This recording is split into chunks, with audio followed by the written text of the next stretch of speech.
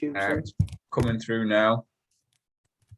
So can I tweet that link out now or not? When it comes up. Boxing log.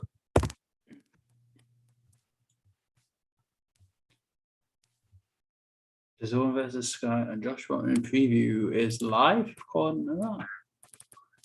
Oh. Can I tweet that link out now or not? Are you live now? We're on. We're good. This meeting is being live streamed. There we go. Started less than 1 minute ago. Welcome to the latest midweek weigh-in with myself, Andrew. We've got Stephen here as ever as well. You all right, mate? Oh, let's try to punch the camera. I'm good. Nice, smooth intro as ever. We'll get the hang of this live YouTube thing eventually. I'm good, mate. I'm good. Thank you. I'm good. Can't complain. Just thought we'll smash a quick hour out before hour and a bit before the England game tonight, and just a few things to discuss from the week. So yeah, why not just instead of keep messaging each other back and forth, why not just here we are, discuss it on camera and have a bit of a chat. So all good. And to be honest, like this is as close as we've got to an actual agenda. We've got a few things we're definitely going to talk about and stick to.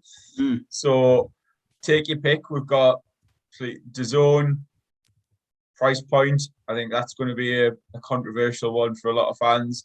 I think off the back of that, you've got the Boxer launching their sort of official deal with Sky Sports. Sort of goes hand in hand. I've said titled the video DAZN versus Sky, and then the latest installment on DAZN this weekend with Josh Warrington looking for revenge against Maurizio Lara.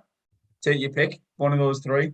We'll go with actual fights first. We should always, I guess, try and prioritize that over politics and TVs and price points and that. So we'll start with the actual card of boxing on Saturday night. The main card of the weekend is a really intriguing main event as well. A rematch of Josh Warrington and Maurizio Lara, which is just quite mental, really, when you think back to that first fight and you think that stature of both when they were coming into it.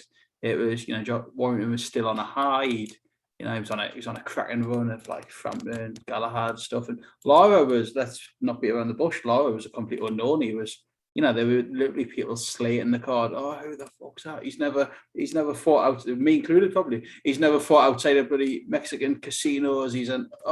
What's Warrington going with Eddie for if he's giving him opponents like that? And that was the consensus. It was meant to be a walkover job, and it was, but not in the way everyone thought it would be. It was this little Mexican fella came over and just battered him, and like really one-sided sort of beatdown of Josh Warrington, which was like a bit OMG really, because like nobody's ever done that at Warrington. As I said before, he was on a great run going into that. His stock had never been higher, his momentum had never been higher.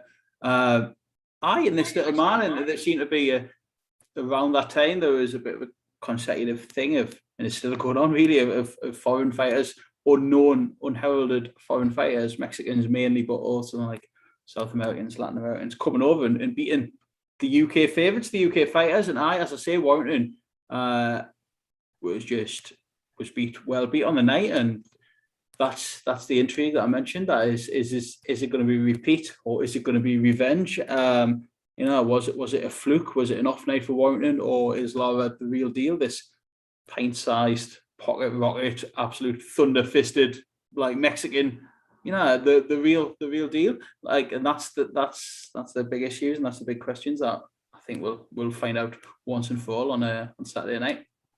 Yeah, and I think it headlines what has come together as quite a decent card. Again, we can talk about value for money, and we will later on, definitely. But in terms of a main event, there's enough interest around it. You've got the rematch angle, and it wasn't a fluke by any means. Like, you can obviously Warrington will put it down to issues in camp or whatever those issues may be for a lackluster performance. But Lara took the chance with both hands, and he was throwing an hell for leather with both hands as well. It was such a fight that you think if that had been going the other way, it would have been waved off a lot sooner. If the home fighter and the sort of the name was on top and as dominant as Lara was, the ref could rightly have stepped in at any point well before he did. But as it was the upset, it was almost like they were giving Warrington a chance to try and get back into it, and he just didn't look like doing that at all. It was far from a vintage Warrington performance, and it's hard for me now to look and think, well, actually, like this is going to go another way. It often is when you look at immediate rematches. What have they possibly done in that interim time to make the changes that they need to make? Because Warrington came into that fight, as you say, sort of on the crest of a wave. His stock had never really been higher, and it was almost like, get this one out of the way, and there were bigger fights. And how many times have we seen that over the years where things are left to marinate and then quite frankly go off because someone comes in and chucks something in the way, chucks a spanner in the works, or whatever other metaphor you want to use. And I think looking at the fight, it's a lot closer to call, and obviously it was the first time round. I believe Warrington still goes in as the favourite. There's going to be a lot of doubts there. There's going to be a lot of adjustments that he needs to make if he's going to come out this one successful and put himself back into the mix with the title holders at featherweight that we've talked about. No, I agree with you. Totally agree with you.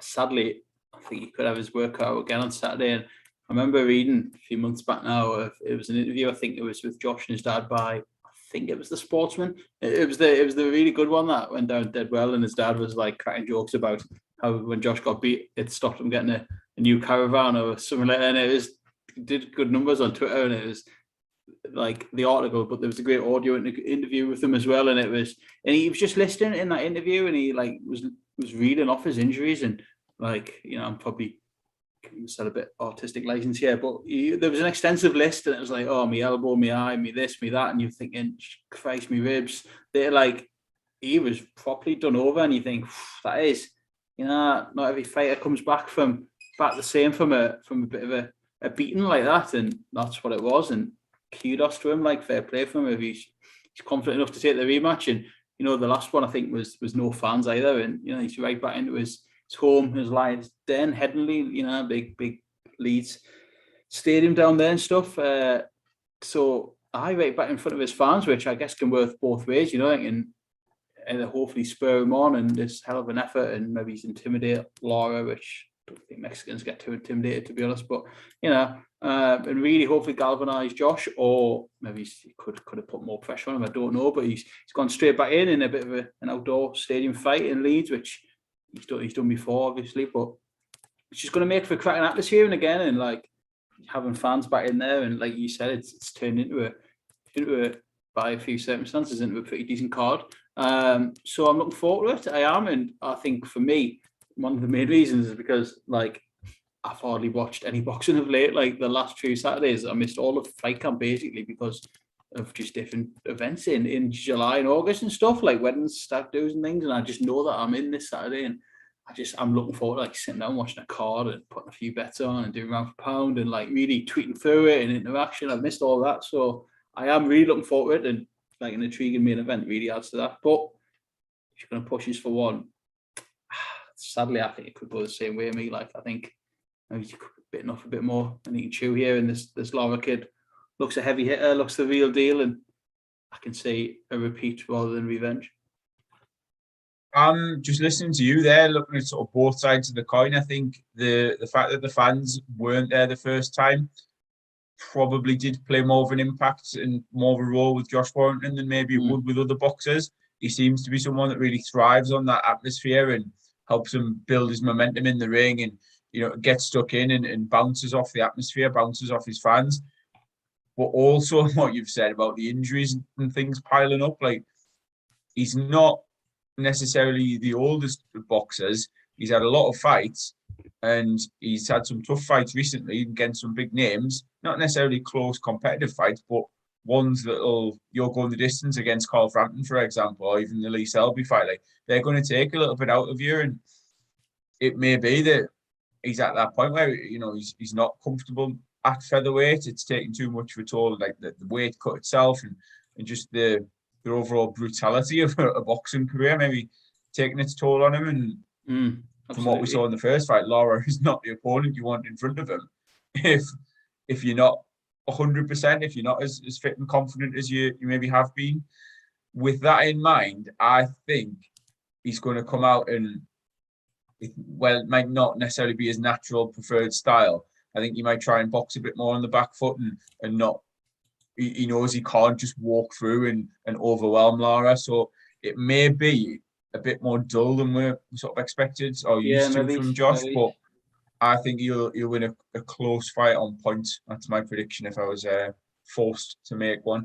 Nice, interesting. I'm just you mentioned the bookies there. I'm just having a look now on odds checker, and it's pretty evenly matched. Warrington a shade below evens, 4-6, 8-11. Lara a shade above, 11-10 most places. Sky Bet, William Hill bet 365. All Lara above evens. I've most of the places really, but 11-10 against is the best you can get for him. So it's a really it's 50-50 really at the bookies. To be honest with you, maybe just siding with Warrington in front of.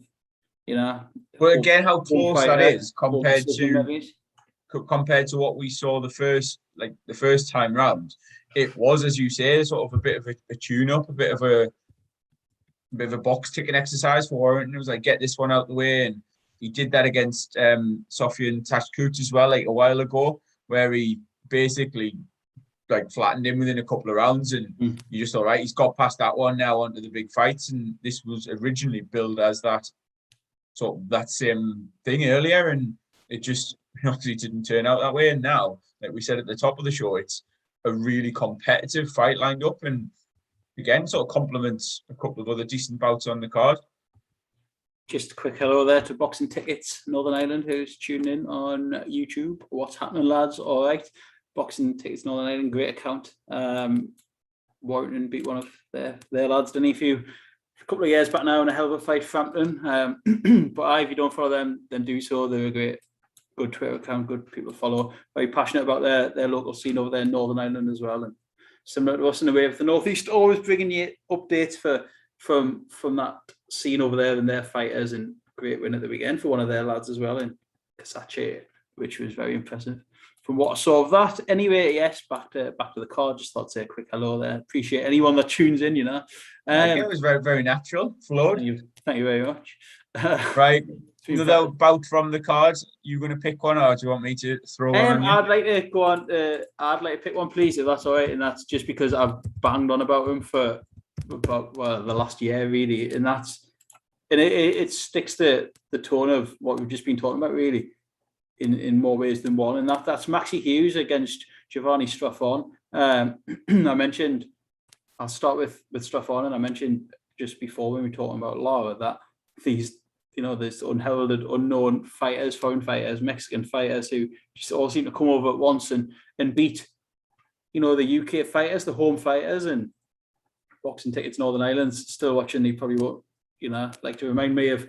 Straffon came over and dismantled James Tennyson in mightily impressive fashion last time out, which not many people do that. James Tennyson, so that was a hell of a statement. So he's back over as well on Saturday, and obviously looking to make it a Mexican 1-2 alongside Lara and beat the Yorkshire lads, Warrington and Hughes. But a big fan of Maxi Hughes. I've said it more than one time. I think he was definitely my sort of fighter of last year, really, just because he was just that example to everyone, every boxer up and down the country, really, especially in lockdown, that just stay ready, stay in the gym, stay by your phone and just, be ready to fight and take your chance when it comes along. And his career, you might have just said, was sort of getting into maybe his journeyman, also ran status, I guess, lost against Liam Walsh, beat journeyman Chrissy Pilkington, who we know well from up here. Then went into John O'Carroll, and the John O'Carroll fight in December 2020, was it December? August 2020? Then just beat him really well on it. Now just listing Irish fighters that have lost. We've got one listener tuning in, and I'm not finished there. Yeah, I'll keep going. I've got another one lined up. So no, he beat John O, and then that was very impressive. And thinking of where John O's stock was at the time, and followed that up with a win in Dubai against a good fighter who I'm not going to try and pronounce his name, and then won the vacant British title against Paul Hyland, another Northern Irish fighter. at the start earlier this year, and you just think that's a cracking three in a row. That, you know what I mean? Just to turn his career on his head, and like 3 in a row. Now he's, you know, British champion for Maxi Hughes. If someone had said that to him in 2019, early 2020, when he's just beat Chrissy Pilkington, and you know he's won out in Dubai, and he's just really been a shining light, and it just shows that, you know, you can have 5 defeats on your record, and you know, you might think, oh, it's done, it's this and that, but hey, never give up, and you can reach that level, you know. And here, look at him now. He's, you know, he's fighting for international IBO, sort of IBO world title. Actually, it seems here on Boxer, which whatever. We're not going to that, but we haven't got time for that. What a chance he's got, you know, at 31 years of age to be on this massive show in Yorkshire, and like big up Maxi Hughes. And I just think, like, what a story that would be if he could beat this fella. And that's it, isn't it? It's the story, that whole narrative. Like, how often do we get told from the promoters to, like, or try almost convinced to invest in different boxers for different reasons, where they've come from? Like, some of them are these elite ones that you're banking on them going all the way and dominating division.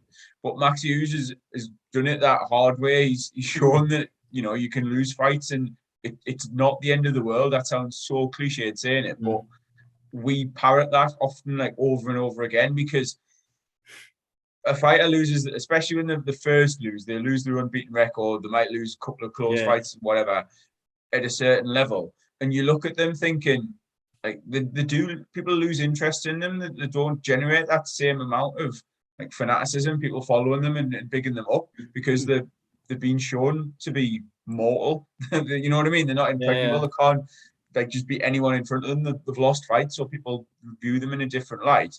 But it shows you can still be competitive, and you can still achieve potentially great things within the sport. Like, it's that ultimate feel-good story that doesn't really need any hype behind it. Apologies to Boxing Tickets Northern Ireland. I'm logging off if you keep this going. He says, "Did you say strap on?" I'm sure I said strap on, but I'll have to try and be a bit. I caught that. Should we big up the Irish now? Katie Taylor on the card. I mean, what more needs to be said about her? She's defending all of the belts against Jennifer Han, not someone I'm going to pretend to be too familiar with. No, neither of them are. Very, very lazy based prediction. I think Katie Taylor will have too much for her. I think if she's anywhere near her best still, and there's no reason to doubt that, and she's going to win comfortably. Obviously, she's gone the distance quite a few times, Taylor, but that tends to happen when you are fighting the other, like, the best fighters out there. So it could be another one that goes the distance. Taylor potentially could get herself a stoppage. I think she is now well deserved, and with her own right, she is name value for her card. I know there are loads of people out there, and especially blokes, will be sitting thinking, "Oh, I've got no interest in women's boxing," blah blah blah. Like, we've heard it all before, but in terms of pure ability, she is as deserving as anyone of having a good slot on a good card like this. Oh, 100%. I seen a nice clip of her today. She's actually a Leeds United fan, and I didn't know that, and she was, like, obviously quite understated about it, and she was just, you know, she hasn't, like... Do you know, right? A bit convenient to just drop that one in. No, she was saying, like, she actually used to go to, like, Ellen Road and that, and some of her best childhood memories were there, and it's like, it's not something she's just, well, I'd hope not. It's not something she just made up overnight, you know what I mean? No, like, I don't think I'm joking about it. Spent her childhood, like, going to watch Leeds and that, and probably in the shit years and all, actually, if you think back. But I don't know. But she's on there, and, you know, I don't know much about Jennifer Han, to be honest with you. So I'm not going to pretend that I do. But you know, if you're hating on Katie Taylor, then you're just a bit weird, aren't you? You know what I mean? Like, just carries herself well, just amazing fighter, amateur, professional, just class act, real class act. One more from this card, and I guess it's happened a matter of circumstance, really. And that's just because the last fight got postponed due to COVID, but it's fortunately landed on this card, and it's really sort of give that a bit depth and a bit, you know, it was going to be a headline in fight camp. So to add that now to an undercard here is, you know, pretty, as I say, it's really padded it out well and give the card more depth. And that's Conor Benn versus Adrian Granados. I think we literally did a full preview show of this. Yeah, I was thinking that we don't need to go into this in too much detail. Like, you can just go into that one Conor out Benn yourselves and listen back. With Conor Benn, there is this perception, whether it's right or wrong, that he is a headliner, again, talking about Taylor there, in his own right. Like, you put him on, whether it's fight camp or a normal, I was going to say Sky Saturday show, but a normal Saturday fight night on DAZN, and Conor Ben's headlining against a sort of fringe world level contender, however you want to define him, like Granados, then there's no complaints about that. So to then have what was officially a main event now supporting another card with a competitive main event that we've already discussed, you can't knock that. That's, again, as you said, it adds depth to the card. It adds a genuine good fight to an already decent looking card. And when we hear about stacked cards, like, it's not always at world titles from top to bottom. That's never realistically going to happen, especially on the use this term loosely, like free to air or a subscription service like this, outside of that monumental pay-per-view model.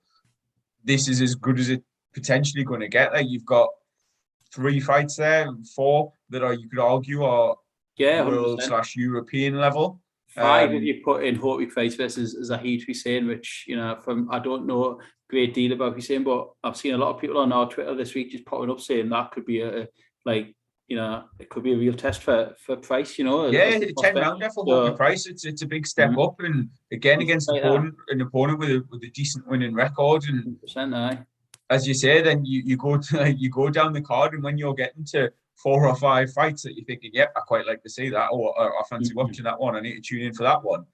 That, for me as a boxing fan, is like, you can't ask for more than that. You were saying at the start that you're looking forward to just sitting in and watching a show of the full card, and I can barely remember the last time that's been the case.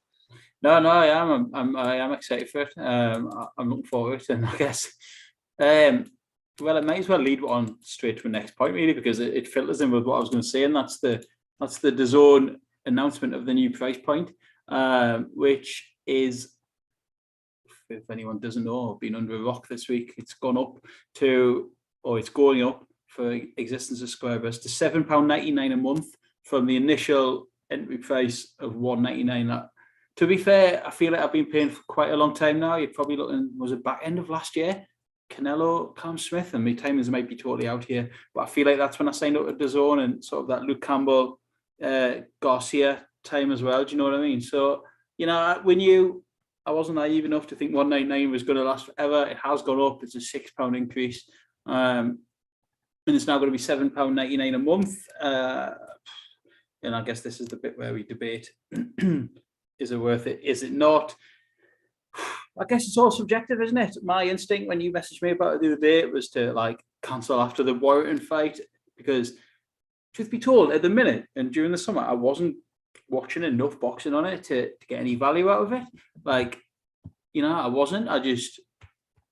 I wasn't in. I'm not saying, look at me, I'm popular. I just mean I've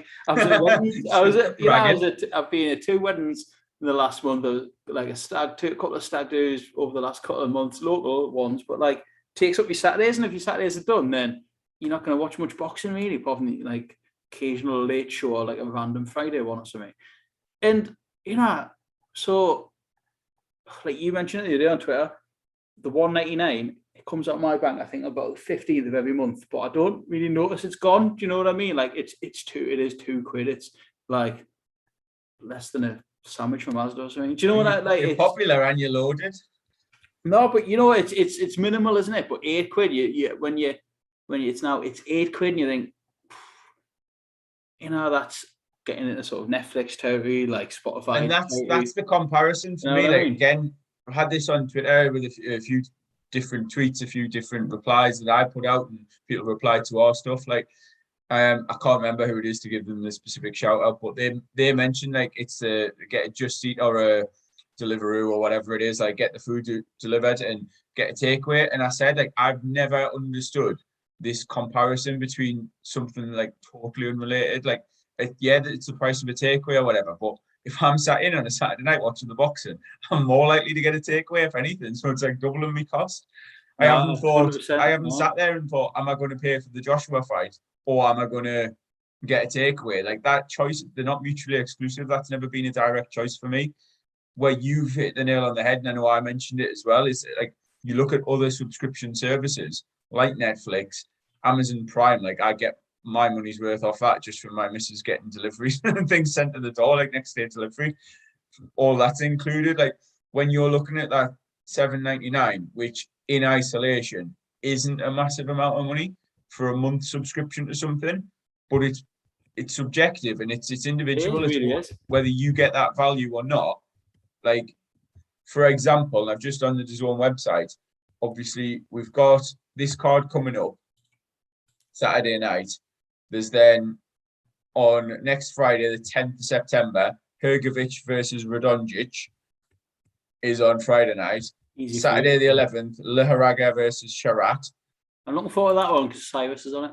But anyway. And then, yeah, and you're saying like you say that, that's fine. But then from there, if I look like further through September, there's then nothing scheduled for the rest of September that I can see. And like I'm just very quickly trying to No, there's not, I don't think. AJ will be on it in other territories, but not a UK territory. But then you then look at that as your month's content for September, and even to the most ardent boxing fan, £1.99, £2, you think, yeah, all right, I might sit in and watch Liharaga and that. Like, there's some decent fights, and like as you say, you've got a bit of a vested interest there. Cyrus Pattinson fighting on the card, but to the wider, more casual fan, they're not going to be tempted in with that. And I think £1.99 you can get away with a lot more than £7.99. It's psychologically a fair bit more. And if I compare it to another subscription service, like if you say Netflix, I get a lot more value and a lot more time watching things on Netflix than I would with DAZN, and that's including all the documentaries and the behind the scenes stuff they've got on there. It's when you start paying more, you like you said, you're then trying to justify investing more of your time watching it, but it's not always the case. Like there's the shows on that we're going to, there's other events, other social occasions and things you're not always in. And yeah, DAZN's brilliant for the catch up, to be fair. Yeah. But when I'm subscribing to something for live sport, watching it live is at the back of my mind. It's what I'm thinking about for the whole package. It's just one thing that annoys me about it is the bloody website. I wish that, like, I know what it's doing is going for like the Netflix, Amazon Prime type of setup, but I wish that somewhere that you can just list what's coming up. Like you said, you have to go on the website, click on schedule, then you have to like click on the days that aren't grayed out, and it's like now I don't know how to scroll along to October because I know That's exactly what I've got stuck at. I was trying to do it. I know Fowler and Smith's on there. Like I know that's coming on. I just like, why would you not just list your fight on there? Like in one better way of doing it, which annoys me. But you know, I'm not one for like, I don't sit in the house on a night time if I'm not watching the telly with bloody Jess, or I'm not watching live football or whatever I've got recorded.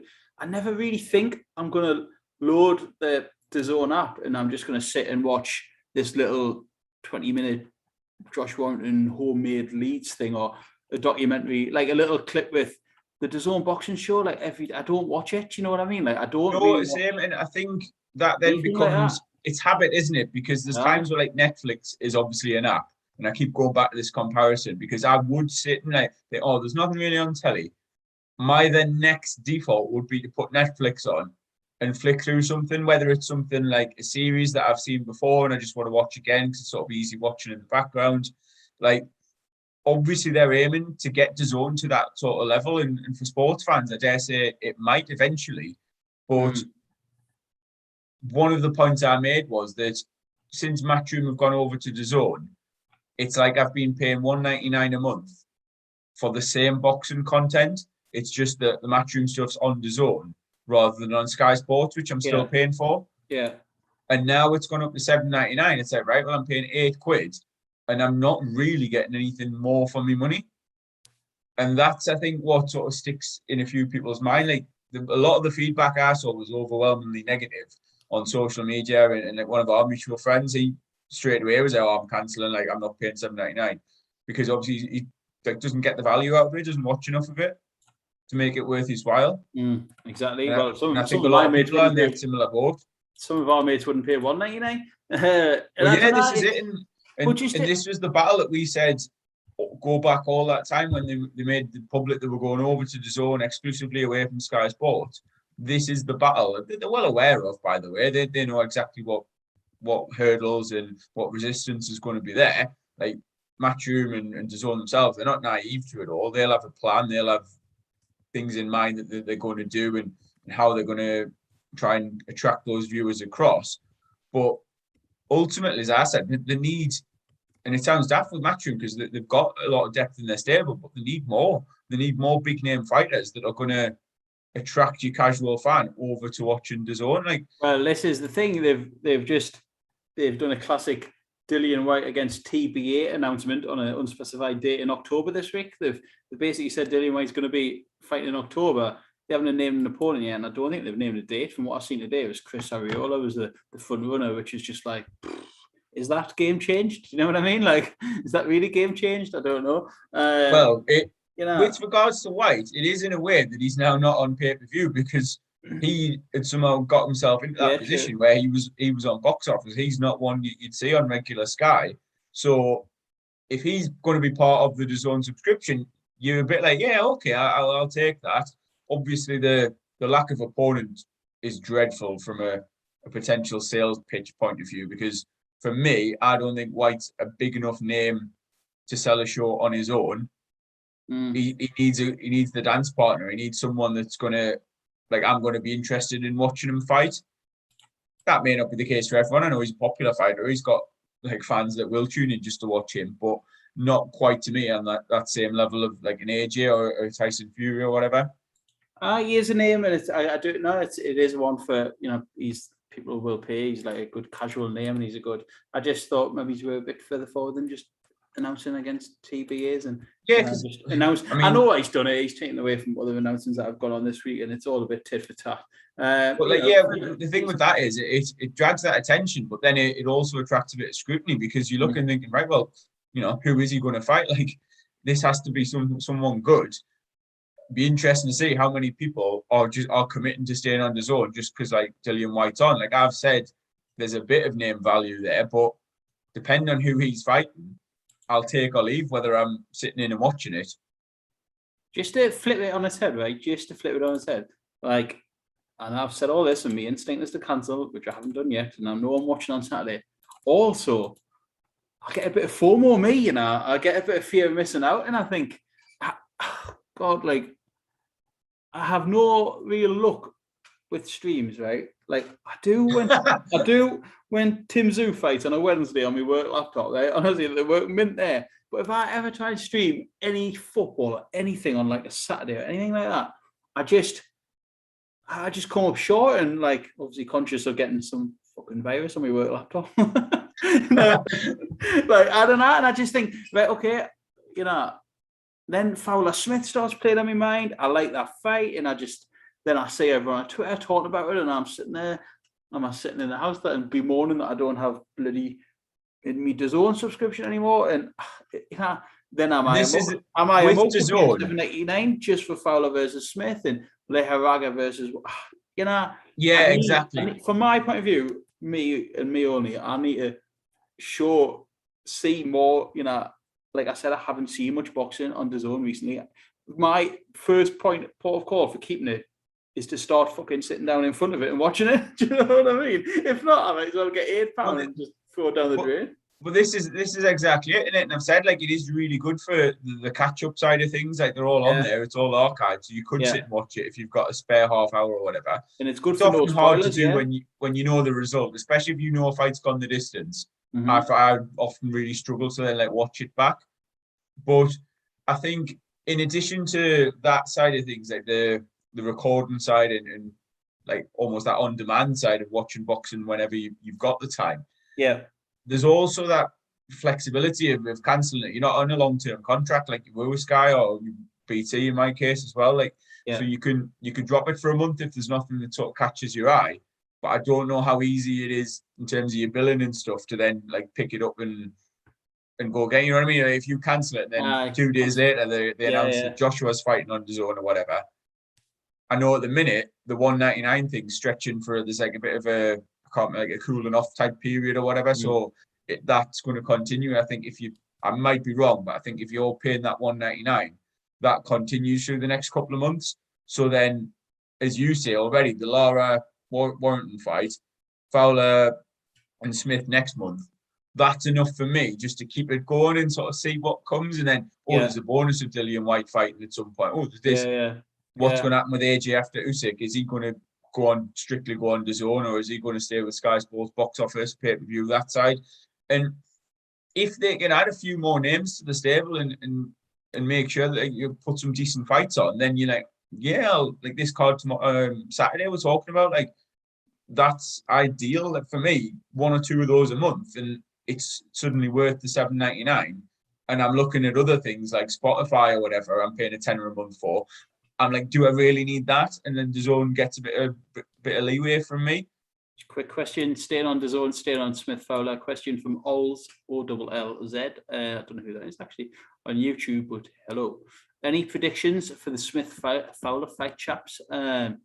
Fancy going in a month early and let's try and work this one out. Smith Fowler. I'll jump slightly off the fence, but I'll just sort of hang on with one hand and a couple of fingertips, if that's all right. I think I was surprised that it got made, and I think a few people maybe were as well because of where they are in their respective careers. If Smith is anywhere near his best, I think based on what we've seen so far from both fighters, he's maybe that level above. And it sounds bizarre because I don't think Liam Smith is, he's been a world champion, but he's never quite been in that elite bracket for me. He's come up short against some very good fighters, but he also showed that he was very competitive with Liam Williams, and he holds 2 wins over him. Whether you can dispute the nature of those as long as as long as you like, but I think he's got that edging experience. He's got that experience at a higher level, and he's shown that he can do it. Whereas Fowler, I think, is in the weird bracket of still being a prospect. You're looking at his record, trying to work out where he's at. And we talked about it a lot. He's around about his last fight, didn't we? And yeah, you're thinking, like, just how good is he? Like, what's his best win? Is it Brian Rose? Is that the best win on his record, possibly? And if Smith's got anything about where I think he potentially has, I think he could win and he could stop Fowler mid rounds. But it could be that, and I don't want to just sort of dismiss Fowler and say that he's only going to win if Smith passed it, but it could be a very canny bit of matchmaking where they know that, or they're very confident they're getting him at the right time, and we'll see all the improvements that Fowler's made under Shane McGuigan, and he hasn't really had the chance to deliver on that yet because he hasn't had the opponent. Maybe he raises his game and does something, but I'm gonna go out there and say either way, I don't think it goes the distance. Right, interesting. Nearer the time, I'll try and pick it apart and fall on one side or the other. But that's me. That's all I'm saying for now. No, because I've never really thought about Liam Smith as being like a big hitter. Do you know what I mean? Like I never really have. Like, you know, and I was going more on the side of Liam Smith points me. Just maybe he's been a bit busier than Fowler, and maybe he's outworking him.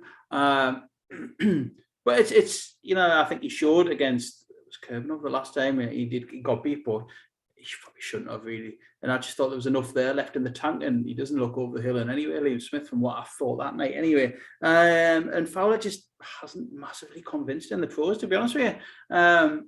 Compounded by the Fitzgerald defeat, I guess, in which I guess he still hasn't answered really. Tried not to mention that, but it's going to factor into anyone's prediction, isn't it? Do you know what I mean? And you think if that was his acid test as a pro, and he sort of failed it, do you know what I mean? And you know what part of it I think played a huge role in him losing was all the build-up and just how angry and passionate and wound up he appeared to be by Fitzgerald. And the early signs are, I think, that something's going to I'm just like, Colin Middleness just said Smith stops him and then finishes his night with a pint of CBD. And what I was like, I actually was at the Fowler and Brian Rose fight, and I spoke to Dave Caldwell afterwards and sort of asked him about like what changes they'd done, or like, you know, what improvements did he see, and he flipped it and asked me and said, like, what did you say? Did you think he was better than he's looked previously? And my honest answer was yes. He was more composed, he was more controlled, and he's looked like that in several of his fights since. But he hasn't had that mental side of things, like the mind games. And I think the early signs are there's a bit bit of bad blood, it's going to be a bit of back and forth, and that's going to fester away. And Fowler's going to have to sit and think and like really sort of with Jim McGuigan in his corner. That might change. He might be a bit more cute and aware of that side of things. But I think that's going to play a big part, because if he goes in gung ho, then my prediction comes true. Like, it's not going past 6 rounds if they're both standing trading and getting wound up by each other. I'll go Smith points at this point, but I think just to quickly wrap up on that one, Shane McGuigan one is interesting. Like, he is a very, very good coach, no matter what you think about personally or whatever. Like, you know, he does improve fighters, it has to be said, and I think you notice that when he gets fighters to him, but also when they leave him as well. Sometimes you can sort of see that, bloody hell, he was good, and sometimes they don't always look the same. And it's an interesting one with Fowler to see what he can do there. Can he have sort of a Cody style improvements and like make him a bit cuter, like you said, a bit maybe better to watch, a bit easier on the eye? Who knows? But at this point, mate, I'm going to go Smith points, and I'll continue to think about this for the next month. And then we'll both change our mind on predictions. Yeah, let's move on to the other sort of big announcement, TV-wise, company-wise, of the week, and that's Colin's favourite subject, and that's the new Sky Sports and Boxer announcement. Sky Sports, as has well been rumoured, that they're staying in the game, they're staying with boxing, and a new start for them, new era for them, linking up with Boxer, BOXXER. Used to be Ultimate Boxer, specialising in sort of prize fighter style tournaments. It looks like that maybe he's on the back burner for a bit, and they're literally going all in with Sky now. And they announced. I was thinking exactly that, because you can argue that's similar to how Matchroom sort of maybe got there on the back burner. Maybe that's something that we'll look at on the table. But, so either they announced their first few shows. They announced their like starting roster, as they call it, starting list of fighters, and there was going to be boxing on Sky again going forward. And you know what, it wasn't too shabby a list, if I'm honest with you. I think it's good regardless, just to see Sky staying in there. I've always said this for years, the more boxing the better, really. And you know, you look at what they've announced so far, it's not too shabby, to be honest with you. Maybe some of the right side of the list, some of the opponents, you know, maybe it's not as 50-50 as you'd hope, but you've got to give them the benefit of the doubt. It's early days, and let's see what they can produce with the back in the Sky. Like 2nd of October, you've got Chris Eubank Jr. headlining, David Avanesian's on there, fantastic fighter. Do you know what I mean? Like, why when he won against Josh Kelly on DAZN, was he not like bang, snap? Like, why would you let him just pass through? What a style he's got for the telly, like, hell of a fighter. Richard Riakpo, we discussed quite a lot in here. I'm a big fan of his. You know, he's beat basically every cruiserweight in this country, and again, he's back on Sky now. He's, you know, and then they've announced a show up here in Newcastle, 16th of October, which we found out about quite late. But I wasn't on the pulse as usual for this one, but when we got whispers, we've done a bit digging around, and they're up here at our arena, 16th of October. To be fair, I think we still found out quite a while before everybody else. A lot of people. True. I think it's a funny one. It's a funny one, that Newcastle one, because it doesn't seem to have that proper buzz of, like, say, when Matchroom announced it, and I think that's because it's not headlined by Ritson, it's headlined by Hughie Fury. Ritson at this point is just on the undercard against a team, you know, we don't know an opponent yet, so you know what I mean? It didn't. I thought, I'm not sure. I'd be interested to see how well it sells. There's pretty northeast heavy undercard on there. I think Savannah Marshall's a fantastic shot on the arm for DAZN. Sorry, for Boxer and Sky. Yeah, I was surprised. I was honestly surprised that Eddie and DAZN have, for whatever reason, I don't want to go into politics or anything, have let her sort of slip through the net. I think she couldn't have done any more than she's done. She's looked like world class, like unbelievable when she was fighting on those DAZN cards, but for whatever reason, she's back on Sky now. You know, them old Matchroom cards, sorry, and she's back on Sky now. And I think, you know, along with her sort of arch nemesis, Clarissa Shields. So you'd like to think some point down the line that fight will happen and it'll be on Sky now. But I don't know. She's on the undercard, you know, along with Lewis Ritson, as mentioned. Few Northeast prospects. April Hunter's on there. Big Steve Robinson, Hightower. Georgia O'Connor will make a pro debut on it. Very talented female boxer. Former of Berkeley, Mark Dickens, another former Berkeley man. He'll make his pro debut on there. Like, so it's decent. It's pretty northeast heavy, and I think I would, from my point of view, I'd say that seems pretty deliberate. sweeping up quite a bit of Northeast talent. Maybe used to just try and halt Matchroom in the tracks, you know, like getting a foothold up here again. And like, I think interesting to see how they do going forward, because I think they're not finished with the Northeast either. So it's good news for us. Do you know what I mean? Like, we're going to have a lot of shows up here and a lot of Northeast fighters being active, which is great news. So that is the main announcement so far from Boxer. And I think, you know, Wasserman's obviously involved, Sauerland's like who Eubank is with. And they've obviously got the Top Rank, the USA thing as well. So there seems to be plenty to keep Sky busy going forward as well. And that's the main positive I'm taking from it. The link with Top Rank as well. It means that we'll hopefully get a decent bit of international content on Sky. And this whole Boxer deal seems to come a bit out of the blue and taking people a little bit by surprise. And I think that element of surprise is something that it makes you sit back and think, oh, bloody hell, that's like, it's impressive. Like, we obviously sort of behind the scenes had heard some different names being tipped off by like various people that not all was well at Sky and DAZN. Sorry, not I'm getting mixed up now. Not all well at DAZN, and there's a couple of them weren't exclusively tied to Matchroom that maybe a few in the public thought were. Once that initial surprise had died down, I think like you, I sort of looked at the cards and thought, considering it's a sort of brand new venture, brand new stable, it's impressive that they've managed to get like the likes of Savannah Marshall and Eubank Jr. Huey Fury's a decent name, obviously Lewis Ritson, ever popular, and there are some like good fighters in there that we've talked about, like that could push on, and you could build that little stable around. But as like the first fights, it was almost like if that had been Eddie Hearn putting them on Matchroom on a show, or they'd been on DAZN, like Eubank in that main event, you think it's not great. Like there's work to be done, but the early signs are like very impressive that it's going to be something competitive in terms of something like another boxing platform to watch. And like you said, it's fantastic that Sky are still sat in and still got an interest in the sport, and they're looking to back someone, because you've now got BT Sport, you've got Sky Sports, which we had, and then DAZN as well as a little sort of slightly different way of doing it. And provided you're not then forking out for all of them, which obviously you are, it's brilliant. But if you're then trying to watch all the boxing possible, you throw in Fight TV and that as well, which they've had some brilliant fights on their platform, and suddenly what you're saying earlier, like you're spending a lot of money. Well, then you try and watch as much boxing as possible. You throw in Dennis Hobson and Fight Zone, and like, I'm not knocking that by any means. That's like, you know, you get weekly boxing on there. They've had British title fights, English title fights, Dave Allen, like Mark Lee. Yeah, exactly. It is. It's just keeping these things.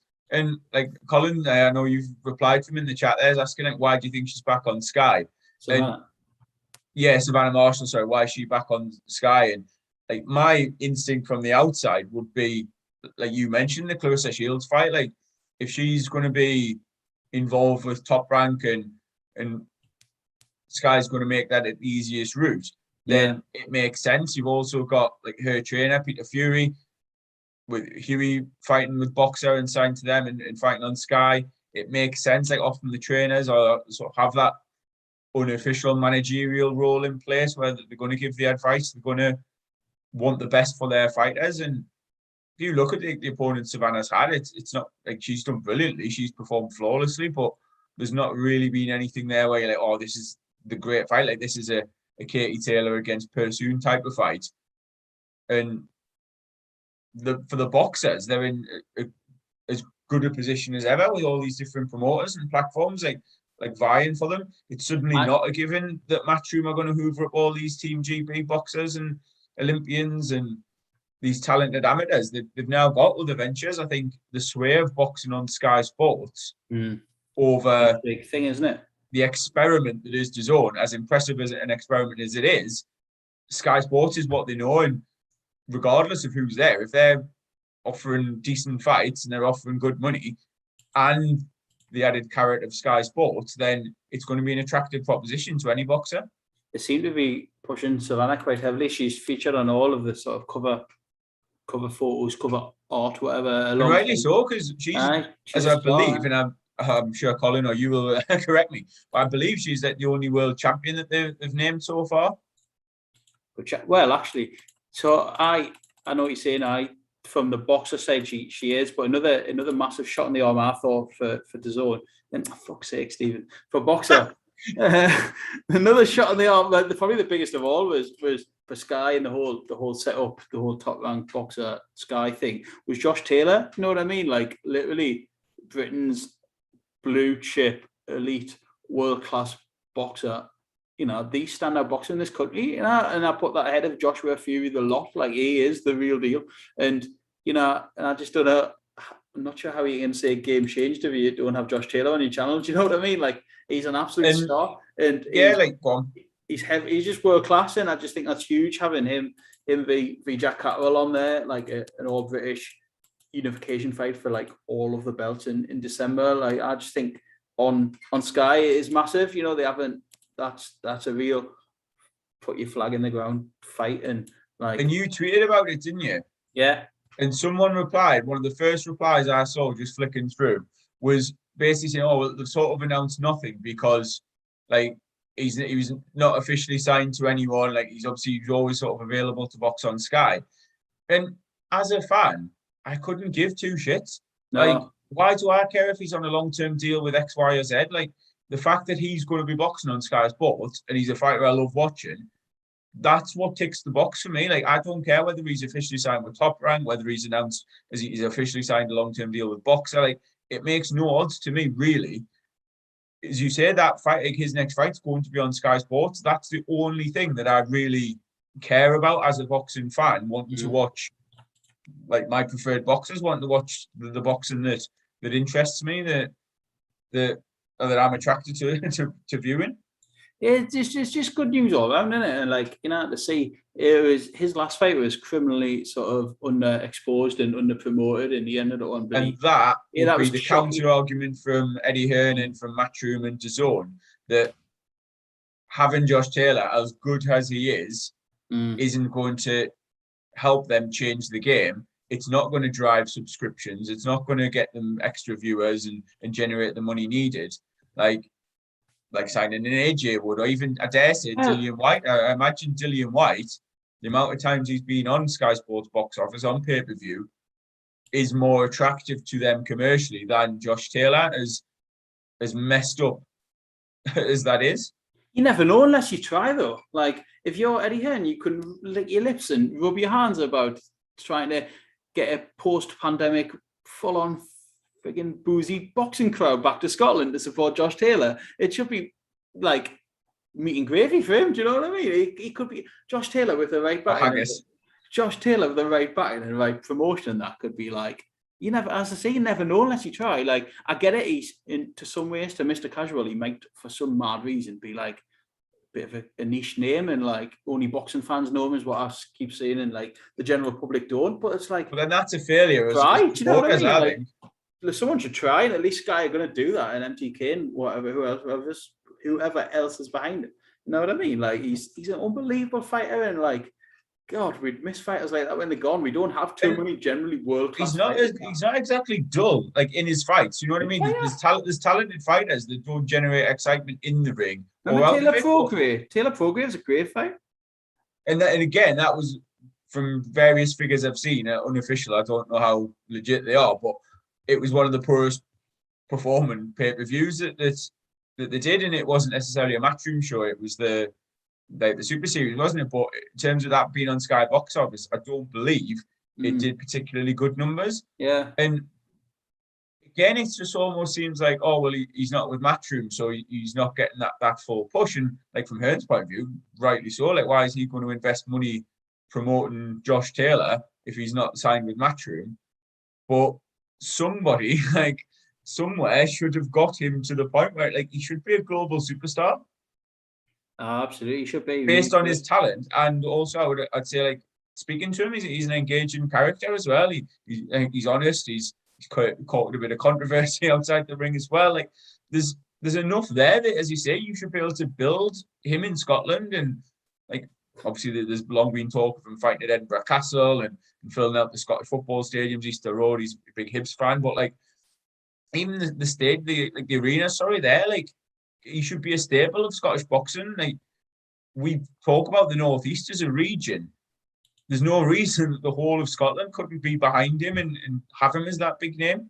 I think like he's done his bit now. He's been away. He was on fight and that. And it's like, let him have that home coming against Jack Catterall. Like, and I'm so pleased that fight's happening because God, I feel like we've heard about that for 3 years. That needs to happen. And like Catterall seems to be in the mandatory longer than Dillian White ever was, and it's ridiculous. Like, you know, I don't know, but it's happening. So that's good, and it's on Sky. And you know what? Just for rounding up the Sky thing, let's judge them like anyone else. We'll judge them on the fights that's made. I think it's an encouraging start. I don't think it's maybe not a groundbreaking start. It's, you know, but there's new prospects signed, new fighters going to make the debuts and stuff, and as well as a bit of the old guard and the people for whatever reason DAZN haven't taken up, or they haven't taken DAZN up. Who knows? Like some good names there. You know what I mean? Some strong enough shows there, and names that who I've certainly enjoyed watching. Like Avanesium was one, Riakpo another. Like Savannah, Lewis, loads. You know, and there's more than enough cake to go around, isn't it? You know, DAZN, Sky, Channel 5, Fight Zone. Like, I'm gonna miss ones out. I know I am. BT Sports. Do you know? And like, as a boxing fan, and I think you always just need, you know, competition's good, isn't it? No one's got a divine right to show things, and you know, the more choice the better, and the more TV channels and networks the better as well, as long as it doesn't skin you. But good to see Sky staying in the game. Yeah, I think that the competition's healthy, and long may that continue. But that's it. And I think I'm looking forward to it. I'm looking forward to Saturday night. I am looking forward to watching a night of boxing on Saturday and taking it all in and seeing how Warrington gets on. And then full of busy. It's a busy time of the year. You know what I mean? We've got a nice little Northeast show coming up next Friday, which I think we're both going to be at, which I'm really looking forward to that. I'm going to head off to the Wade on the Thursday night. And then I think we'll both be there on Friday. So hopefully get some good updates and interviews and live stuff and you know, just both being back. And English title fight as well, headlining that, which is Joe Mafosa and Craig Derbyshire, which I'm really looking forward to as well. Always good to have a title fight on these shows, but just to have a small hall Northeast show back after such a long time is great. And you know, I'm looking forward to being there next week. Yeah, me too. Yeah, we'll definitely be there. It's as you say, it's the whole occasion, and like literally years now of frustration and setbacks, and the fact there is a legitimate title on the line just sort of adds that little extra bit of spice to a local small hall show, and I for one can't wait. I'm absolutely buzzing for it. No, same. I think there's some decent little fighters on the undercard, your prospects and stuff, a couple of like decent little evening match fight as well at lightweight, and Thornsby v Jordan Ellison, I believe's on. So I'm looking forward to it. Hopefully everything goes well, COVID testing wise with the fighters and stuff, and we get a decent little card. Brilliant, nice one. I will see you there. I'm sure we'll speak before that. Thank you everyone for listening, and don't forget to click like and subscribe. We are also going to be putting this out on Spotify, on SoundCloud, on Apple Podcasts or iTunes, whatever their equivalent is now. And yeah, thank you for your support. It really is much appreciated. Yeah, thank you as ever. Anyone that, like Andrew said, I'm just going to basically repeat what he said. Anyone that wants to like, share, subscribe, you know, to our little fledgling YouTube channel, it would be much appreciated. We'll try and get more guests on. And if you haven't played Round for Pound, then get yourself over and play it. The original free boxing predictor game. Yeah, the original and best. But thanks to Colin, Boxing Tickets, Northern Ireland, Alls, anyone else that joined in, interacting. Always a pleasure. I'm going to get me tea.